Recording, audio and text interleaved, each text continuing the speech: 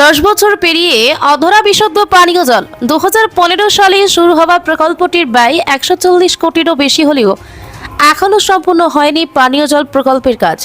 আলগাপুর হাইলাকান্দি পানীয় জল প্রকল্প পরিদর্শনে বিধায়ক জুবাইর এনাম মজুমদার।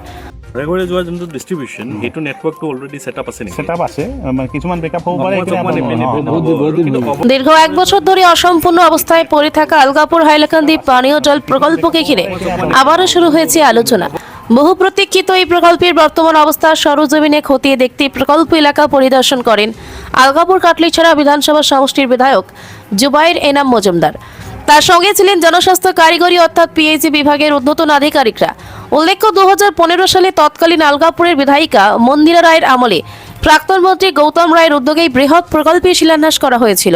আলগাপুর ও হাইলাকান্দি উন্নয়ন খণ্ডের অন্তর্গত প্রায় 14টি গ্রাম পঞ্চায়েতের 1 লক্ষাধিক মানুষের ঘরে বিশুদ্ধ পানীয় জল পৌঁছে দেওয়ার লক্ষ্যে নিয়ে এই প্রকল্পটি গ্রহণ করা হয়। প্রকল্পটি প্রথম পর্যায়ে ব্যয় ধরা হয়েছিল প্রায় 105 কোটি টাকা। তবে সময়ের সঙ্গে বিভিন্ন সংশোধন পরিকাঠামোগত পরিবর্তনের কারণে ব্যয় বেড়ে বর্তমানে প্রায় 140 কোটিরও বেশি হয়েছে বলে জানা গেছে। কিন্তু এত বিপুল অঙ্কের অর্থ ব্যয় হলেও 1 দশক পরও প্রকল্পের কাজ সম্পূর্ণ না হওয়ায় সাধারণ মানুষের মধ্যে অসন্তুষ্ট তৈরি হচ্ছে। এখনও হাজার হাজার পরিবার বিশুদ্ধ পানীয় জলের প্রত্যাশায় অপেক্ষায় রয়েছেন। আজকে পরিদর্শনকালে বিধায়ক জুবাইর এনাম প্রকল্পের বিভিন্ন গুরুত্বপূর্ণ অংশ ঘুরে দেখেন এবং কাজের অগ্রগতি, বকেয়া কাজ এবং প্রকল্প বাস্তবায়নের প্রতিবন্ধকতা সম্পর্কে বিভাগীয় আধিকারিকদের কাছ থেকে বিস্তারিত তথ্য সংগ্রহ করেন। তিনি প্রকল্পের অবশিষ্ট কাজ দ্রুত সম্পন্ন করে সাধারণ মানুষের কাছে পানীয় জল সরবরাহ নিশ্চিত করার উপর জোর দেন।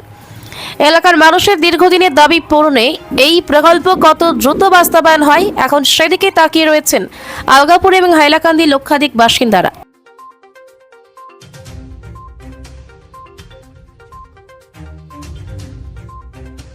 কে আপনারা এই যে চণ্ডীপুর জল জীবন মিশন যেটা পরিদর্শন করলেন সে ব্যাপারে কিছু বললেন, কি দেখলেন সেটা জানেন? আজকে এই যোনটা মেগা প্রজেক্ট দেখার খুব বড় প্রজেক্ট আর এটার লেগে বহুত মানুষে বেসিক পানি পাইছে না, কারণ জেজেএমও এখানে অ্যাপ্লিকেবল না।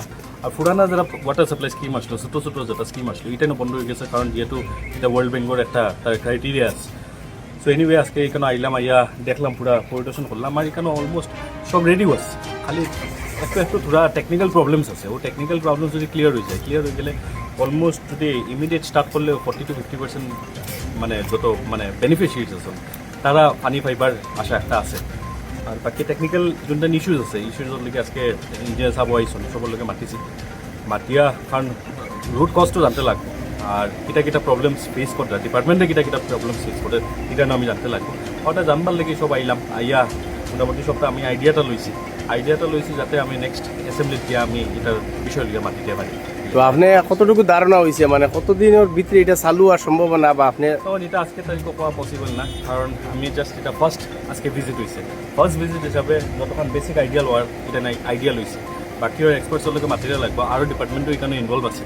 সব ডিপার্টমেন্টের লগে মাতিয়া লাস্টে গিয়া ফাইনাল একটা কনক্লুশন। আশা করি আপনার চেষ্টায় আলগাপুরবাসী জল হওয়া আশাটা